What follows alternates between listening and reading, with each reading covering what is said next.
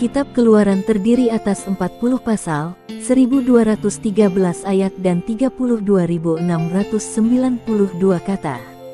Ditulis sekitar tahun 1445 sampai 1405 sebelum Masehi oleh Nabi Musa.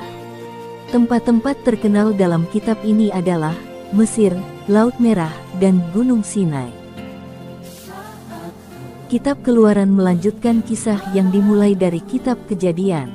Judul kitab ini diambil dari kata Yunani, Exodus, sebuah judul yang dipakai di Septuaginta, yaitu Perjanjian Lama dalam bahasa Yunani, yang artinya keluaran atau keberangkatan.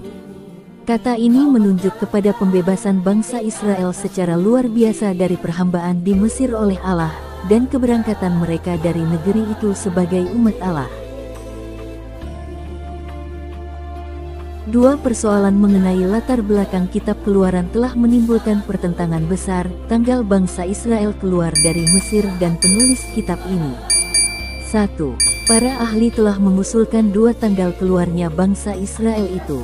A. Tanggal yang dini, juga disebut tanggal Alkitabiah, diambil dari 1 Raja-Raja 6 ayat 1 yang menyatakan bahwa peristiwa tersebut terjadi 480 tahun sebelum tahun keempat sesudah Salomo menjadi raja atas Israel, berarti peristiwa ini terjadi sekitar 1445 sebelum Masehi. Juga dalam Hakim-Hakim 11 ayat 26, Yefta, lebih dari 1100 sebelum Masehi, menyatakan bahwa bangsa Israel telah menduduki tanah mereka selama 300 tahun, yang akan menempatkan saat penaklukan kurang lebih tahun 1400 sebelum Masehi. Kronologi peristiwa Keluaran, penaklukan tanah Kanaan, dan periode para hakim ini cocok dengan sejarah Israel yang tercatat selama pemerintahan tiga raja yang pertama, Saul, Daud, dan Salomo. B. Tanggal yang belakangan, terjadinya Keluaran tahun 1290 sebelum Masehi lebih diusulkan oleh para peneliti Alkitab yang liberal, berlandaskan anggapan-anggapan tertentu mengenai raja-raja Mesir dan penanggalan arkeologis tentang hancurnya kota-kota di Kanaan sepanjang masa penaklukan pada abad ke-13.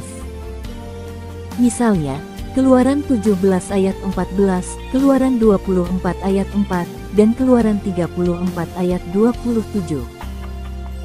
Kata kunci dalam kitab ini adalah Paskah, yaitu peristiwa lewatnya malaikat maut karena darah domba yang dioleskan pada pintu rumah orang Israel.